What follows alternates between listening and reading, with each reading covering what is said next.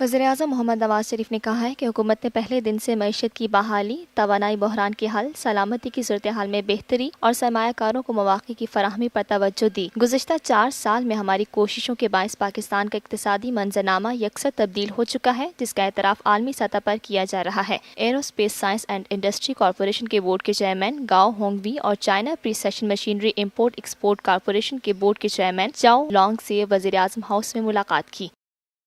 ये है TNN TV। देखते रहिए ताज़ा तरीन खबरें और एक्सक्लूसिव रिपोर्ट्स।